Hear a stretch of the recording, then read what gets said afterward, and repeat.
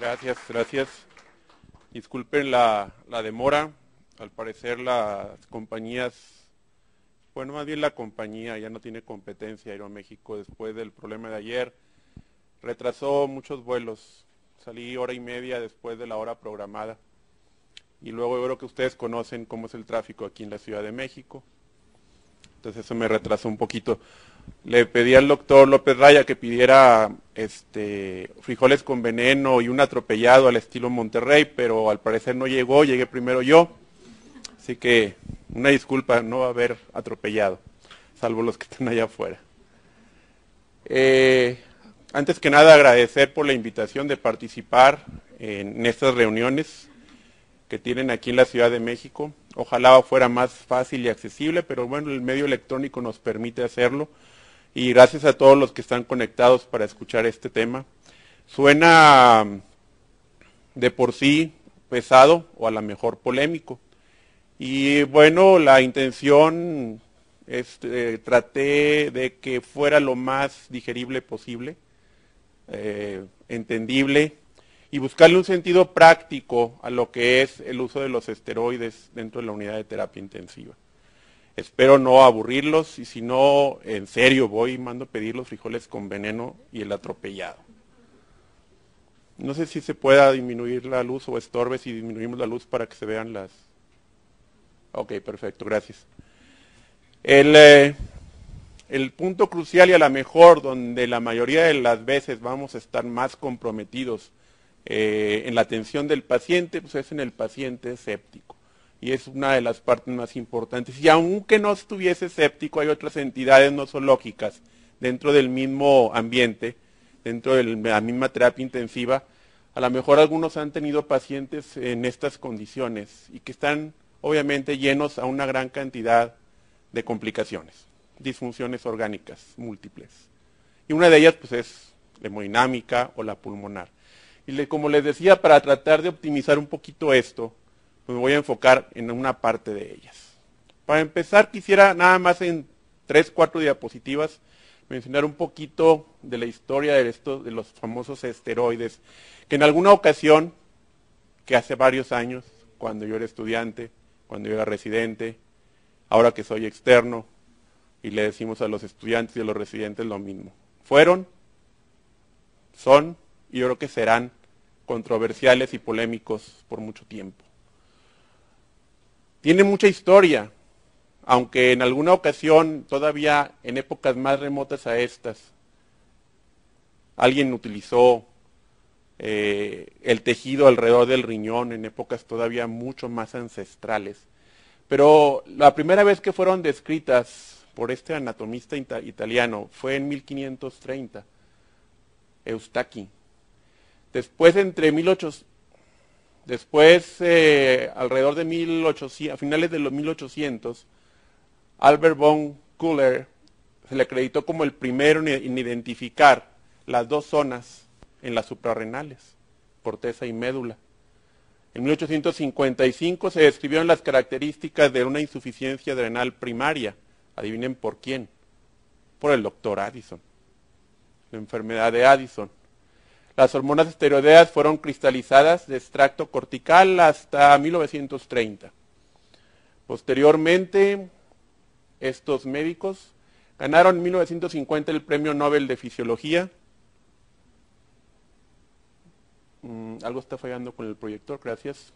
Por su trabajo precisamente en el estudio de las hormonas adrenocorticales. Estamos hablando que el siglo pasado, a mediados del siglo pasado ya teníamos el inicio de un historial de lo que empezaba a ser lo que es para empezar, las hormonas adrenocorticales en forma general. Seyle en 1936 las describieron la respuesta al estrés estudiando animales, estudiando mamíferos. Y estos médicos en 1977 fueron el premio Nobel por cristalizar, por hacer la diferenciación de las hormonas peptídicas del cerebro, que son la base del eje hipotálamo, pituitaria, adrenal. No me voy a entretener, obviamente esta parte de fisiología es nada más como recordatorio, sabemos lo complejo que es y de dónde provienen de la famosa molécula de colesterol, que todo el mundo le tiene miedo, no podemos estar sin el colesterol. Cómo terminan desarrollando las hormonas esteroideas de las suprarrenales. Y esta parte que todos en algún momento la teníamos dentro de, en mi época, era la pequeña carpeta negra o la libreta negra donde notábamos todos los algoritmos, flujogramas y cuadritos, en este caso, por ejemplo, para determinar las dosis y las equivalencias de cada una de las hormonas esteroideas o de los famosos glucocorticoides, de los cuales se cuenta actualmente. Entonces les digo, no me voy a entretener en esto para irme directamente al punto crucial. ¿En qué usamos esteroides? En base a los artículos que revisamos y a lo que viene en los libros, me atreví a ponerlo de esta forma. Nosotros tenemos la opción, o utilizamos esteroides dentro de la terapia intensiva, obviamente, enfermedades de origen inmunológico. Es decir, es un tratamiento obligado, requerido, propio de la entidad nosológica que lo llevó a terapia intensiva. ¿Sí? Enfermedades inmunológicas, por ejemplo, lupus eritematoso, complicaciones de artritis reumatoide, enfermedad mixta del tejido conectivo o alguna otra vasculitis que haya provocado alteraciones sistémicas, ya sea renales o, lo más frecuente que nos llega, al menos a nosotros, son las complicaciones pulmonares, vasculitis, hemorragias. Pero per se, esa entidad nosológica, esté o no esté en terapia, lleva tratamiento esteroideo, más otros medicamentos.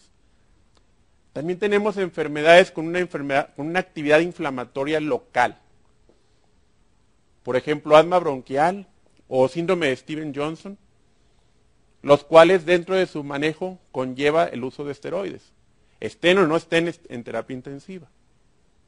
Si lo están, per se lo lleva. O algunas enfermedades infecciosas. Por ejemplo, nos ha tocado algunas infecciones meningias, quizás algunas complicaciones por TB, estando o no estando en terapia, llevan de la mano alguna indicación de tratamiento esteroideo. Sin embargo, tenemos también un tratamiento no estándar, es decir, como no estándar, existen indicaciones, y lo podemos observar, inclusive en las guías clínicas, de manejo con esteroides en entidades que son propias de la terapia intensiva, que serían, por ejemplo, el famoso sepsis severa o choque séptico y el famoso ARDS o SIRA o el síndrome de respuesta inflamatoria aguda, daño pulmonar, sobre todo porque se encuentran en una etapa fibroproliferativa que no se detiene.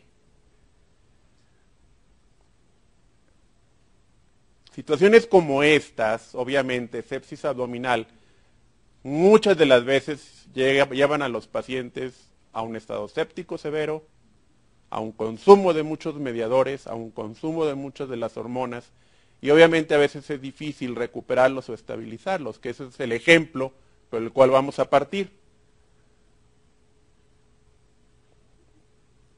No le hallaron forma, escuché la pregunta. Es un abdomen. Está abierto, esa es la masa abdominal, intestinos, arriba está parte del estómago, aquí está uno de los drenajes que dejó el cirujano. Si no, tienen razón, pueden preguntar, o sea, ¿qué es? A lo mejor es una fotografía abstracta.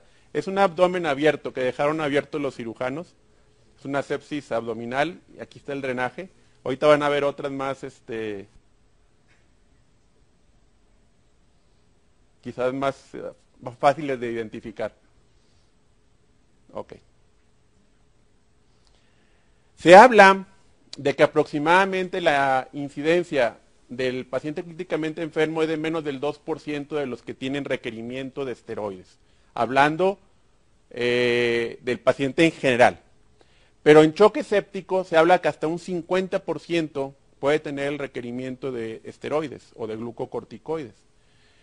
En específico, el paciente que presenta inestabilidad hemodinámica a pesar de la reanimación de líquidos y a pesar o ya después de haberse iniciado los vasopresores, se habla de que pueden, que en ese momento ya puede que estén desarrollando una insuficiencia adrenocortical. Pero lo que se recomienda es hacer una evaluación para ver si cuentan en realidad con esa insuficiencia adrenocortical. Y ahorita vamos a ver por qué, porque los artículos desde 1974 y 80 son controversiales, porque unos están a favor y otros en contra. Creo que se adelantó.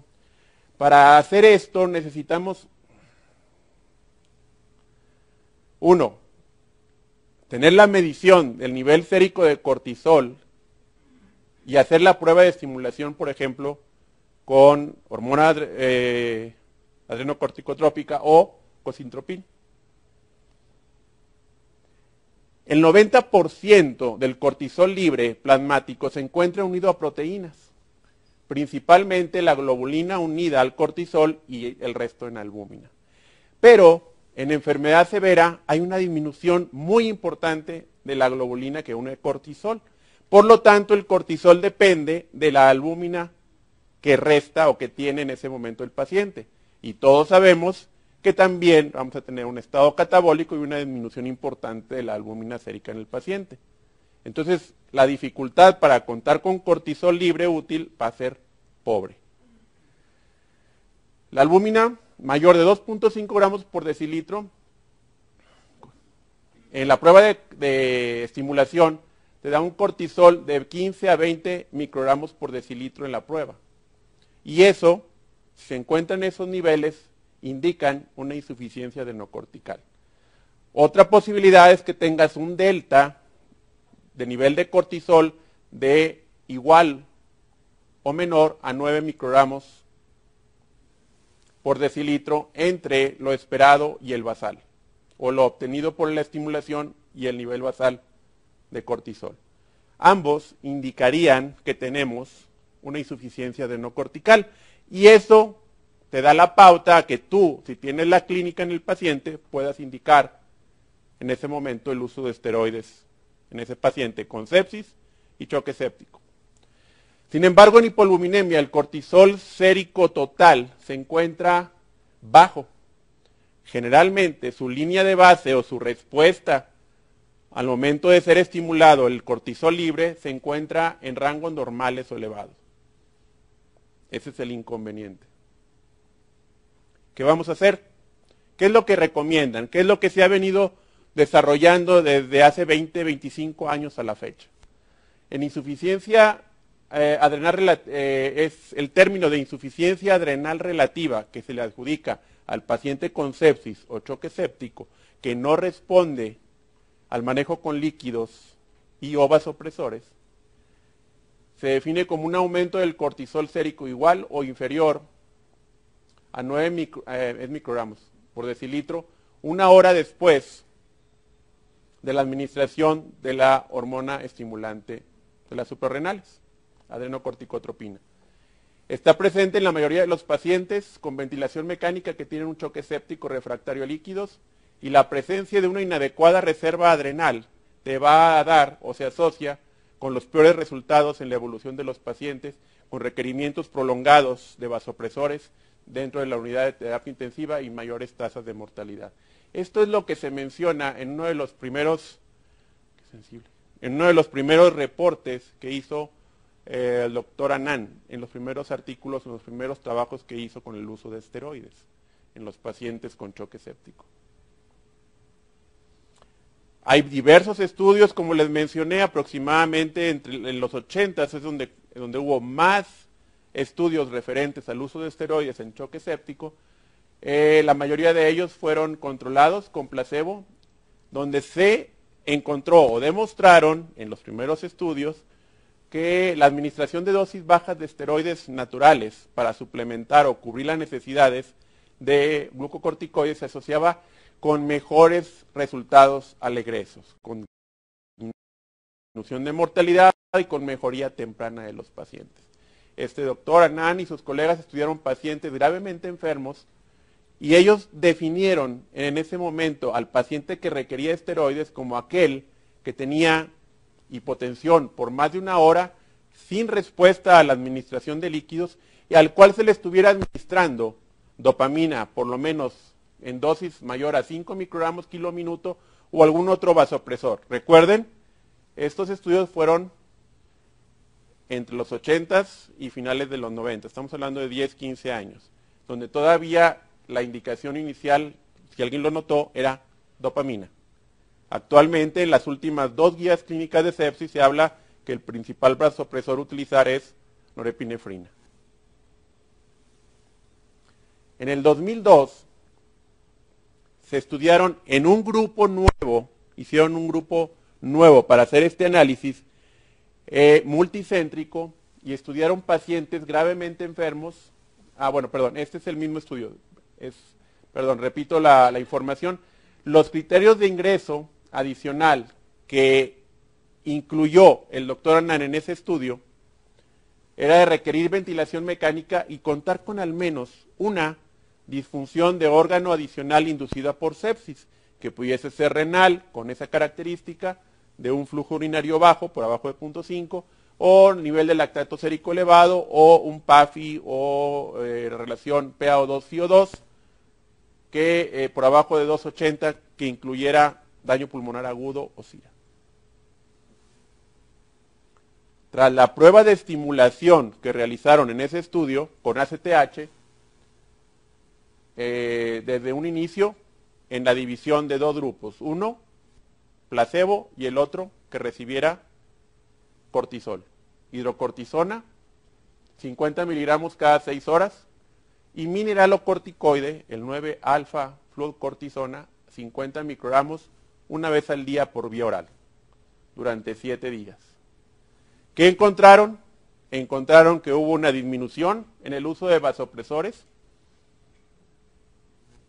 cuando se administraron dosis bajas de esteroides a pacientes con choque séptico y el diagnóstico a través de la prueba de ACTH de una insuficiencia adrenal de reserva o una insuficiencia adrenal relativa.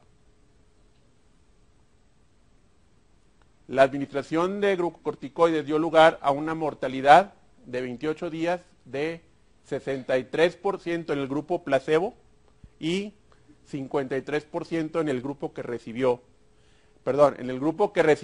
y que no respondió adecuadamente. Es decir, ellos encontraron una disminución de la mortalidad en pacientes que demostraron una insuficiencia adrenal y que recibieron glucocorticoides en el manejo. A diferencia de un 10% más, eso al momento de hacer el estudio estadístico se habla una reducción relativa de la tasa de mortalidad de aproximadamente un 16%. Aquí está el riesgo relativo, el intervalo de confianza y la P que encontraron.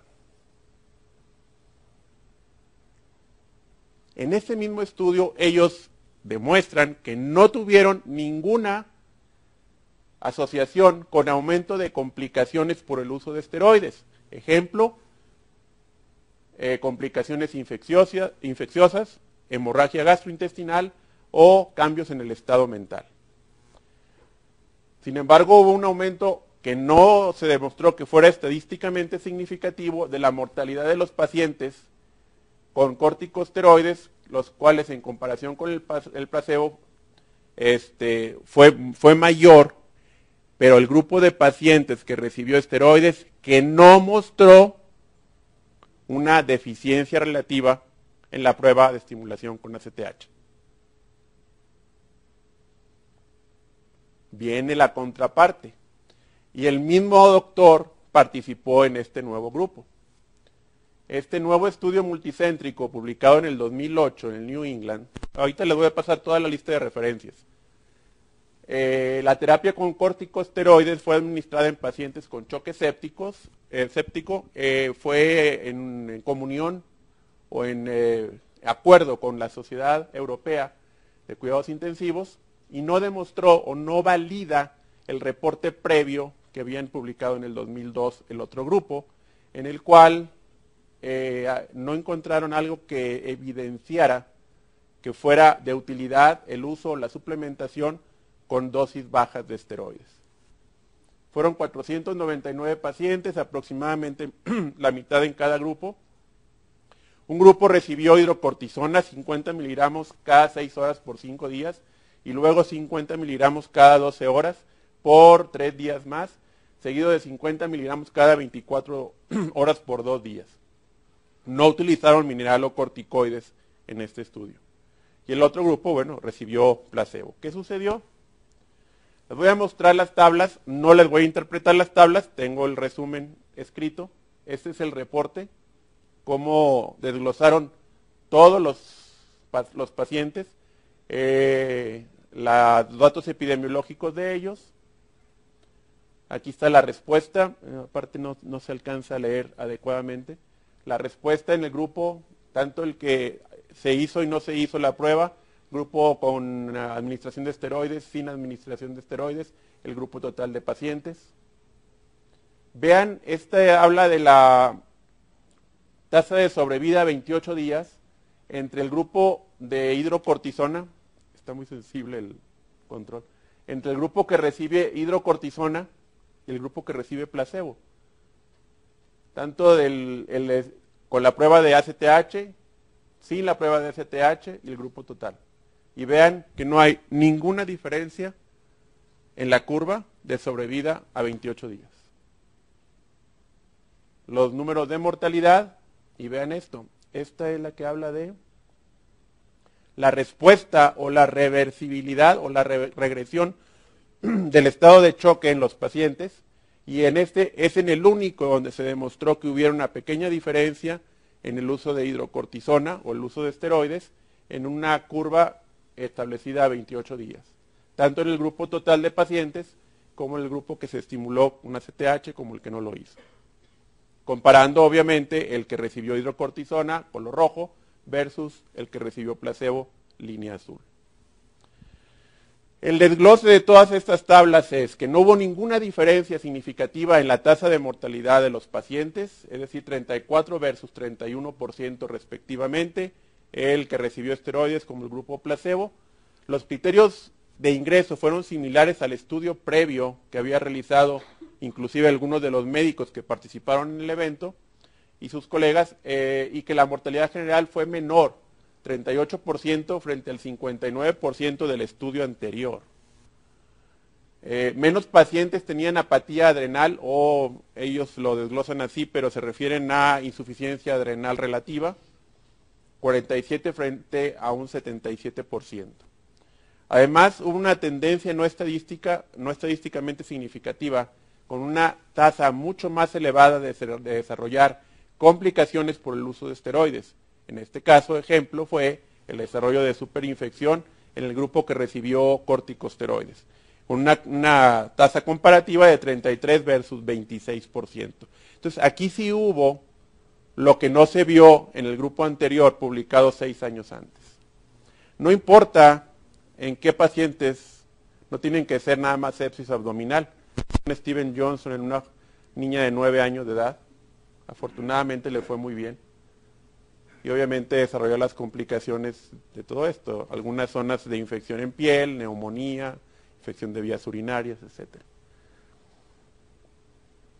Pero bien, ahora vamos a tocar la contraparte. Yo les mencioné 2 entidades que espero que sean también de su interés como lo fueron mías. 2 entidades en las cuales se están usando y existe controversia. Ya hablamos sobre el sepsis severa y choque séptico. Me gustaría tocar este otro punto. Aquí inclusive les puedo mencionar un poquito más de la experiencia que tenemos. El uso de esteroides en ARTS, CIRA, CIRPA o como lo quieran llamar. En la fisiopatología de esta entidad, que hay un poquito más de estudios, con estudios de lavado bronquialveolar, etcétera, se habla de que existe una contrarregulación en la transcripción del factor nuclear kappa B, mediado por receptores glucocorticoide, a pesar de tener niveles elevados de cortisol. Entonces, al haber ese bloqueo en la transcripción, o esa contrarregulación, existen niveles elevados de cortisol presentes, sin embargo, no están en actividad en la función que deben de desempeñar. Estos pacientes que tienen esta alteración, hablando un poquito de moléculas, se les ha mencionado como que poseen este síndrome o esta enfermedad llamada insuficiencia de corticosteroide relacionada a enfermedad crítica. Esas son las siglas con las cuales se conoce en inglés, CRCI, y las siglas se corresponden a esta terminología en inglés, de insuficiencia de corticosteroide relacionado, C de critical illness para los americanos. Así es como se conoce esa entidad. Este CRCI, que se ha demostrado en los pacientes, con esta evolución, es que poseen un aumento de niveles de mediadores inflamatorios, tienen elevados los marcadores de fibrinogénesis, que aceleran y favorecen el desarrollo de fibrosis pulmonar, y proteínas y neutrófilos mucho mayor cantidad libres en alvéolos, en estudios por lavado bronquialveolar en esos pacientes. Y lo que se ha comprobado es que en estos pacientes que usan esteroides, el uso prolongado de esteroides, en especial metilprednisolona, lo que ha desarrollado es una asociación con un aumento de la actividad de lo que antes estaba bloqueado, que es la relación glucocorticoide, el receptor, conocidos un lado como GC, el otro GR alfa, y esto por lo tanto, al haber una mejor actividad, reduce los niveles del factor NF-κB. Y esta debido a la transcripción de los mediadores, que es el que media la transcripción de los mediadores inflamatorios. Es decir, el uso de los esteroides, en específico metilprednisolona, mejora este problema de bloqueo y de la transcripción de este factor. ¿Qué se dice? ¿O qué es lo que han encontrado en estos reportes? La optimización del tratamiento con glucocorticoides se afecta en toda su fisiopatología si tiene una duración biológica actual de la enfermedad o la enfermedad sistémica o el CIRSI, si es demasiado prolongado. Es decir, si entramos demasiado tarde para el uso de los glucocorticoides, va a alterar la respuesta de ellos. El tiempo de recuperación del eje, hipófisis pituitaria adrenales, o el riesgo acumulativo asociado con el uso prolongado de esteroides. El tratamiento con esteroides, en el caso de pacientes con SIRA, debe hacerse, según la recomendación en estos artículos, es al menos por 3 días.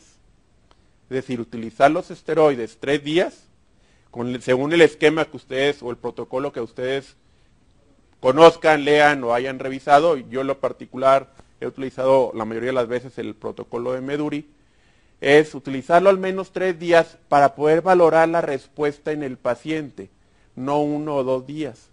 Y a pesar de que nada más haya utilizado por 3 días, uno debe destetarlo, uno debe retirarlo paulatinamente. ¿Por qué? Por las complicaciones potenciales del uso de los esteroides. Y esta lista es útil tanto para sepsis como para SIRA. 1. Hay un bloqueo de la respuesta febril en el paciente. En el caso de los pacientes con problema pulmonar con SIRA, dependiendo del protocolo que utilicen, lo ideal es que primero hayan determinado que hay una cura bacteriológica en el paciente, que no hay un proceso infeccioso evidente. No descarta que lo puedan usar dentro de una infección, hay otro protocolo para eso, pero en este caso sí es preponderante. Y si tienes un paciente complicado, intubado, invadido y aparte ya erradicaste la infección, quieres manejar un SIRA que tú crees que es debido a este problema de una activación constante de respuesta inflamatoria y una fibroproliferación continua, el riesgo es que usando esteroides y estando intubado se te pueda volver a infectar. Entonces uno de los cuidados es asegurar si no hay un bloqueo de la respuesta febril y el paciente no se te vuelve a infectar durante el manejo. Que en combinación con bloqueadores neuromusculares, que yo en lo particular casi no lo usamos, pero hay pacientes que llegan a requerirlo, espero que ustedes también tengan sus esquemas de manejo, casi ya no se utilizan. La ventaja de los nuevos ventiladores mecánicos es que puedes manipularlos de tal forma que puedes tú utilizarlos sin necesidad de relajar al paciente. con buen nivel de sedación y adaptando bien cada uno de los parámetros del ventilador, tiempo, flujo, velocidad, presiones, etcétera. Pero bueno, ese es otro tema. Si llegan a utilizar bloqueadores junto con los esteroides, obviamente vamos a aumentar el riesgo de la debilidad neuromuscular, a tal grado que algunos pacientes casi permanecen paralizados, con una parálisis flácida por un tiempo muy largo, debido al uso concomitante con bloqueadores. La administración en bolos complica más el estado metabólico del paciente y produce alteraciones glicémicas mucho más notorias y mayores que si utilizaran la infusión. La suspensión súbita, como es de esperarse, tenemos un efecto rebote y lo que se ha visto es que pueden desarrollar o despertar nuevamente la respuesta inflamatoria y volver al mismo proceso de fibroproliferativo dentro del parénquima pulmonar. Y obviamente lo que sabemos y lo que ya conocemos es que sabemos que podemos suprimir la producción o la síntesis del cortisol endógeno. Opciones tienen muchas opciones. Aquí hay varios ejemplos de los diferentes protocolos. En todos prácticamente tenemos una buena respuesta con respecto a reducción en la inflamación, mejoría en la relación PaO2-CO2, reducción en la duración de ventilación mecánica y la duración en la estancia en la unidad de cuidados intensivos. En la mayoría de los reportes así es, en algunos no hay resultados, no hay datos, pero prácticamente todos tienen esa característica. Y aquí tenemos un análisis del uso de hacia dónde se inclina la balanza, por así decirlo. Los reportes son más favorables, ¿sí? La mayoría son favorables con el uso de los esteroides que hacia el lado contrario. Aquí está la relación de riesgo de los diferentes estudios, prácticamente son los mismos que acabamos de enlistar en la tabla previa. Es decir, en este caso la mayoría de los reportes sí son favorecedores con el uso de esteroides en daño pulmonar. Este abdomen está cubierto, pero sí es otro abdomen, no tuvo cabida después del proceso inflamatorio, y lo que hacen en algunos hospitales, sobre todo el sector salud, es proteger las asas, que como ve ya parece una masa encefálica, ya que están todas adheridas, pero es una manera de proteger a la cavidad abdominal. Esa es una pequeña lista bibliográfica de los artículos que revisamos. Como ven, hay artículos algo pasaditos, tienen más de 10 o 15 años, o 20, o sea, los estudios tienen mucho tiempo. Sin embargo, hay estudios, este es del 2002, el 87, por ahí van a encontrar el del 2008, que es uno de los más recientes. Aquí está. New England Journal of Medicine del 2008. Y los artículos de revisión del Critical Care Clinics y Clinical Chest Medicine del 2010 y 2011 tienen las mismas referencias bibliográficas cuando hablan del manejo de paciente con sepsis y choque séptico, como si no me equivoco es el Clinical Chest Medicine, que tiene el artículo de revisión del manejo de pacientes con daño pulmonar. Entonces no hay más, 2009-2011 prácticamente tienen las mismas referencias que acabamos de mencionar ahorita. Las de daño pulmonar, de Meduri, Altinelli, Lee, Peter, etc. Y así a grosso modo podríamos mencionar en conclusión que la mayor probabilidad de respuesta adrenal en los pacientes con choque séptico y sepsis grave en el uso de esteroides suplementarios no se recomienda a menos que se sospeche en realidad, y ojalá fuera evidenciable a través del estudio de estimulación o medición del cortisol para que sea justificable el uso de los esteroides en esta entidad nosológica. Las recomendaciones actuales de la campaña de Sobreviviendo la Sepsis lo pone dentro de, sí abogan, sí lo ponen dentro de las indicaciones en las guías clínicas, y solo deben utilizarse en presencia de choque séptico. Como ya habíamos mencionado, si no responde, si sigue chocado y no responde a la administración de líquidos adecuada y al uso apropiado de los vasopresores. Después se puede cerrar el abdomen cuando el paciente mejora y acabe dentro de su cavidad abdominal. No sé si hay algún comentario o pregunta al respecto.